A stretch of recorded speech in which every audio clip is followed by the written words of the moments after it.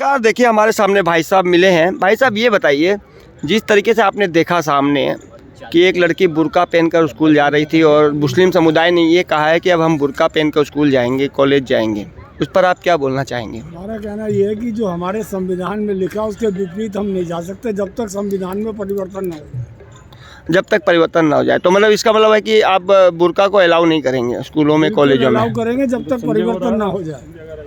संविधान ही परिवर्तन ना हो जाए या बिल्कुल संविधान परिवर्तन ना हो जाए, क्योंकि हमारा कहना ये है कि अगर बुर्का अलाउ नहीं है हाँ। तो ये जो अंगोछे पहन के नारंगी जा रहे हैं या बजरंग दल के नारे लगा रहे हैं वो कहाँ से अलाउ है? हाँ, वो भी अलाउ नहीं है। हाँ। तो ये धार्मिक या तो सारे बंद हो जाने चाहिए, क्योंकि कोई धर्म का शिक्षा से धर्म का कोई मतलब नहीं। नहीं, मुस्लिम समुदाय ने ये कहा है कि हमारे धर्म में लिखा है कि बात नहीं है, ये तो राजनीतिक बात है। हाँ। ये समुदाय की बात नहीं है। अगर शिक्षा विभाग में से ये चीजें खत्म होनी है तो हर एक धर्म की खत्म हो, चाहे हिंदू हो, चाहे मुसलमान हो, चाहे सिख हो, चाहे ईसाई। सही बात। अच्छा ये बताइए, जो एक लड़की थी जिसको भगवाधारियों ने घेर लिया था, भयंकर मुस्कान नाम है, क्या सही था वो? ये सब चुनाव का चक्कर है, कोई सही इसको सही मान्यता और उसके बाद जो है एक लड़का हिंदू था, उसका चक्कू घोप कर तालिबानी तरीके से काट दिया गया। वो भी गलत है, लेकिन सरकार यही चाहती है जो हो रहा है। सरकार यही चाहती है, तो आपके हिसाब से जो है वो बुर्का और नमाज पढ़ना ये स्कूलों में कर देना चाहिए? क्योंकि बिल्कुल, जब आप और पाठ पढ़ाएंगे हिंदू के, मुसलमान के, सिख के, ईसाई के, तो फिर क्या बुरा है? नहीं, नमाज तो भाई उनका धर्म में लिखा है, अगर स्कूल में नमाज पढ़े तो उससे आपको कोई नहीं पढ़ता स्कूल के अंदर। नहीं, कई क्लिपें आई है, शायद आपको जानकारी ड्रामा है, और ये ड्रामा सिर्फ 10 मार्च से पहले उसके बाद नहीं, जैसे बुर्का पहनने की बात चल रही है कि हमको बुर्का स्कूल में पहनकर जाना ही है और हमारे मजहब में है, तो नमाज भी उनके मजहब में क्यों नहीं करेंगे? वो 5 बार की नमाज के टाइमिंग, अगर समझ लीजिए स्कूल का टाइम है सुबह 9 से 4, धर्म से जुड़ी हुई है, और बुर्का और नमाज भी शुरू हो जाएगी। अगर ये हिंदू और ये सिख और ये दूसरे समुदाय अगर ये धर्म की बात करेंगे, ये भी जुड़ जाएगी, ये आ जाएगी। सरकार ये चाहती है किसी तरह से हिंदुस्तान में टुकड़े टुकड़े हो जाए, बस। कौन सी? बीजेपी सरकार? बीजेपी सरकार बिल्कुल टुकड़े टुकड़े चाहती है। हाँ, हो नहीं पा रहे, ये मजबूरी है, देख सकते हैं। क्योंकि हिंदुस्तान की कल्चर ऐसी है कि जो ये टुकड़े टुकड़े कोई करने की कोशिश करेगा वो टुकड़े टुकड़े। तो कौन ऐसा है जो टुकड़े टुकड़े नहीं चाहता है आपके नज़र में? कौन सी सरकार है जो टुकड़ा नहीं होने देगी? जो सरकार संविधान से चलने वाली है। कौन सी सरकार है जो संविधान से चलने वाली है? संविधान से कौन सी सरकार चल रही थी पहले और अभी? ना, पहले और अभी का सवाल नहीं। अगर पहले वाली और अब कौन सी आनी चाहिए? संविधान से कौन सी सरकार? संविधान से चलनी चाहिए। तो ओवैसी ने ये कहा कि इस बार जो है एक हिजाबी जो है बुर्का वाली जो है वो प्रधानमंत्री बनेगी। ओबीसी तो एजेंट है। एजेंट कैसे हुआ? वो भी तो भाई, उसने कहा मुसलमान की बात करो, हिंदू मुस्लिम हो जाए, तुम चुनाव जीत जाओ, चुनाव भले ही जीत जाओ, लेकिन देश कहाँ जाएगा इसकी चिंता की। कौन ऐसी पार्टी होगी जो ये चाहेगी सामने वाली पार्टी जीत जाए और हम हार जाए? कौन? जनता। हाँ? इस चुनाव में जनता नहीं, जनता नहीं, हरिद्वार में तो ओबीसी। हरिद्वार में चुनाव हुआ है, हरिद्वार में जनता खड़ी है, और जो 20 साल का विधायक था जिसने हरिद्वार के धर्म को खत्म कर दिया, उसको नाके चने चबा के उसका काला मुंह करके निकाल रही जनता। जनता ऐसी चीज है। और इस चुनाव में अब जनता खड़ी हो गई।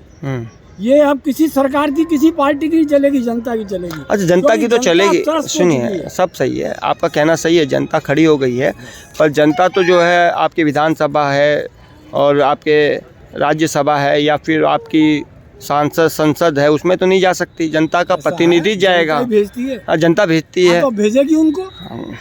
जो देश का भला चाहते हैं अब उनको भेजेगी। कौन सी ऐसी पार्टी है जो देश का भला चाहती है? सब पार्टियां चाहती हैं, चुनाव के एजेंडे को छोड़ के सब पार्टी देश का भला चाहती है। देश का भला ना हो, सिर्फ चुनाव के एजेंडे को छोड़ के। चुनाव में चाहती कि जो हम चाहें वो हो। तो आपके हिसाब से जो है वो चुनाव का ही सारा ये गोलमोल है लोकतंत्र में, तो इसके अलावा कोई सहारा है नहीं। तो बुर्का के लिए क्या बोलेंगे? बुर्का एकदम अलाउ करना चाहिए। संविधान में जब तक है, जब तक कोई रोक नहीं सकता इसको। लेकिन ये लोग बुर्का पहनकर भी जा रहे हैं स्कूल कॉलेजों में और घुसने नहीं दे रहे हैं। बेचारी बच्चियां पढ़ नहीं सक रही है।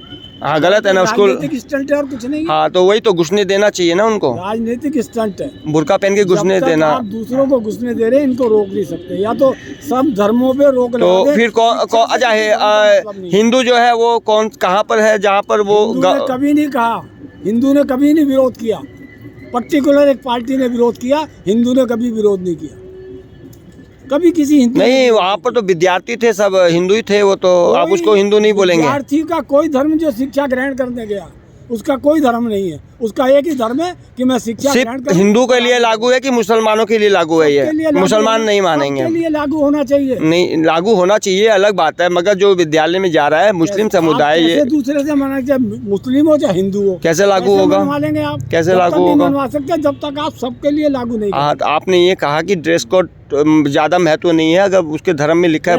ड्रेस कोड क्या है? हाँ बताइए क्या है? ड्रेस कोड क्या है मुझे बता दो आप बता दीजिए। यूनिफॉर्म ड्रेस सबकी एक जैसी होनी चाहिए कि नहीं होनी चाहिए? संविधान में परिवर्तन कर दें आप। देखिए, आप सीधा संविधान की परिवर्तन की बात कर रहे हैं, तो आपसे एक सवाल, हाँ चलेगा, चलिए। बहुत आपने बोला मतलब संविधान के परिवर्तन करें, मतलब संविधान में कहीं ना कहीं गड़बड़ है, इसलिए बोलकर आपने कहा संविधान को परिवर्तन करें। पलटो। रोकता संविधान को ना पलटो, पलटो ही मत। तो यूनिफॉर्म सिविल कोड आना चाहिए कि नहीं आना चाहिए? यूनिफॉर्म सिविल कोड हिंदुस्तान में नहीं आ सकता, खाली है राजनीतिक। जनसंख्या कानून, एनआरसी जब जो लाना चाहते थे ना, इन्हीं पार्टियों ने विरोध किया जनसंख्या का, कि जनसंख्या का। आज जो है हिंदुस्तान के डेवलपमेंट में जनसंख्या ही आड़े आ रही है। अगर जनसंख्या नहीं रुकी, कोई योजना, कोई कार्यक्रम, कोई बात हिंदुस्तान में लागू नहीं हो सकती। जनसंख्या रुकने जरूरी है, 100% जरूरी है। तो जनसंख्या कानून आना चाहिए, बिल्कुल आना चाहिए, सख्ती से आना चाहिए। और यूनिफॉर्म सिविल कोड का मतलब ये होता है, सुन लीजिए, आपको शायद यूनिफॉर्म सिविल कोड का मतलब होता है, जैसे इस्लाम का अपना कानून है, वो हिंदुओं के लिए अलग है, ईसाइयों का अलग कानून है, जैसे मुस्लिम लॉ बोर्ड है, पर्सनल लॉ बोर्ड है। अगर ये यूनिफॉर्म सिविल कोड आ जाएगा तो मुस्लिम पर्सनल लॉ बोर्ड जो है ख़त्म हो जाएगा। जैसे 4 शादियाँ मुस्लिम में अलाउ है, उनके समाज में अलाउ है, तो क्या 4 शादियाँ और 40 बच्चे कैसे नहीं करते हैं? अलाउ नहीं है, 4 शादी नहीं करते हैं। 3 तलाक वाली बात है, क्या है ये? 3 तलाक, 1 तलाक भी देकर के औरत कोर्ट में चली जाए, हिंदुस्तान का संविधान उसको छोड़ेगा नहीं। वहाँ वो नहीं पूछते कि तू हिंदू है या मुसलमान। हाँ, हिंदुओं पर लागू है, सब पे लागू है। कैसे मुसलमानों पे नहीं है? कैसे? अरे भाई, नहीं कोई जाता, लेकिन जो जाएगा सब पे लागू है। संविधान सबके लिए एक है, संविधान नहीं, अब मैं संविधान की बात ही नहीं किया। संविधान एक है, पर कानून तो कई तरह के हैं ना, ये आपको जानकारी है। बनाए हुए, उनको परिवर्तन की जरूरत है। कौन करेगा परिवर्तन? नेता नहीं करेंगे तो जनता करेगी, और ऐसा करेगी। नेता और अधिकारी जिन्होंने हिंदुस्तान को करप्शन में घेर दिया, जंगल में भी नहीं मिलेंगे। पब्लिक मारे, इतना परेशान हो चुकी है। अच्छा, हाँ। ना तो किसी पे नौकरी है, ना रोजगार है, ना खाने को कुछ है, ना पहनने को कुछ है। क्या होगा? नौकरी तो तब मिलेगी ना, आपकी जनसंख्या ही 135 करोड़ है, तो नौकरी मिलेगी कहाँ से? सब कुछ आपने बेच दिया, हिंदुस्तान को गिरवी रखने को तैयार हो, मिलेगी कहाँ से? रोज कारखाने आप बंद कर रहे हो, मजदूर को काम कहाँ से मिलेगा? तो सरकार को 7 साल 8 साल होने जा रहे हैं, केंद्र सरकार को, वो 8 साल में तो नौकरी दे नहीं पाई, और आगे भी आपको लगता है दे पाएगी? ये जो चुनाव हो रहा है ना, ये चुनाव जनता का चुनाव है, ये सरकार को भी पता है, नेताओं को भी पता है, ये जनता का, किसी पार्टी का नहीं है। देख सकते हैं, बता रहे हैं जनता का, और संविधान में परिवर्तन होने की बात कर रहे हैं। बाकी सब अपने फ्रीडम तरीके से धर्म में जा सकते हैं, आ सकते हैं, उठ सकते हैं, बैठ सकते हैं, और बुर्का पहनकर भी अभी जा सकते हैं। जब तक संविधान चेंज नहीं हो तब तक तो बुर्का पहन कर।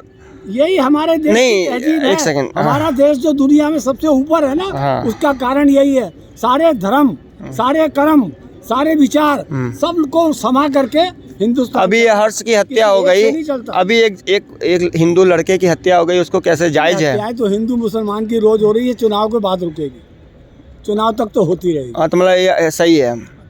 जिस आधार पर, अगर हम चुनाव इस आधार पर लड़ेंगे, उन हत्याओं को कौन रोक लेगा? कोई नहीं रोक सकता, कोई नहीं रोक सकता। मैंने आपके हिसाब से जो है हत्या हुई वो सही है, और जो मुस्कान के साथ हुई वो गलत। सही नहीं कह सकता। हत्या एक ऐसा शब्द है जिसको कोई भी समाज, चुनाव के लिए तो ठीक ही है, चुनाव के लिए, उन नेताओं के लिए, जनता के लिए नहीं, उन नेताओं के लिए जो जनता से खिलवाड़ कर रहा है। और जैसे मुस्कान के साथ जो हुआ वो, अरे भाई, किसी के साथ भी जो गलत काम तो गलत काम है। कोई सा धर्म, कोई सी जाति, कोई सा मजहब उसको सही करार नहीं देता। यानी कि आप चाहते हैं कि मुस्लिम और सिख ईसाई जो है अलग अलग कपड़े पहनकर अलाउ जा सकते हैं। हाँ, पहन के आप कॉलेज में, स्कूलों में जाएं। पहनते अलग अलग, नहीं, कॉलेज स्कूल में भी अलाउ करना चाहिए। पहनते अलग अलग, स्कूल कॉलेज, खुदा गोड़ों में भी गोड़। अभी तो कह रहे हैं बुर्का नहीं होना चाहिए, फिर कहेंगे पगड़ी नहीं होनी चाहिए। ये सब रुकने वाला नहीं है। हिंदुस्तान इन सब धर्मों को मिला करके बना है, किसी एक धर्म का हिंदुस्तान मैंने नहीं आपसे है। इसीलिए सारी दुनिया में हिंदुस्तान सर्वोपरि है। सर्वोपरि तो वो किस मामले पर सर्वोपरि है ये बताइए ना। सर्वोपरि है कि इतने धर्म जातीय समाज होते हुए भी सब एक है। हाँ, तो फिर आप नमाज की आज़ादी भी देना चाहिए और हालांकि नहीं स्कूलों कॉलेज की बात चल रही है। स्कूलों में तब रुकेंगी नमाज जैसे चल रहा है वो कैसे नहीं है, का सवाल नहीं, धर्म में है उनके एक धर्म का सवाल नहीं। कौन से धर्म में लिखा कि नमाज स्कूल में पढ़ेंगे? उनके लिखा है 5 बार की नमाज जरूरी है। 5 या 10 क्यों भाई साहब 5 बार की नमाज है कि नहीं है? मुस्लिम लोग क्या जाने। 10 सफे पढ़ो, लेकिन ये कहाँ लिखा कि आप स्कूल में पढ़ोगे? कैसे नहीं, टाइमिंग अगर वो होगा तब। ये नेताओं की देन है, जो प्रचार जो है ना ये नेताओं। मैंने आपके हिसाब से नमाज नहीं पढ़ना चाहिए स्कूल में। हिंदुस्तान को बढ़ाया भी इन्होंने, अब नाश भी यही कर रहे हैं। 7 साल में देश कहाँ पहुँच गया ढूंढना पड़ेगा। चलिए ठीक है, देख सकते हैं इनका व्यू। हेमंत तोसावर।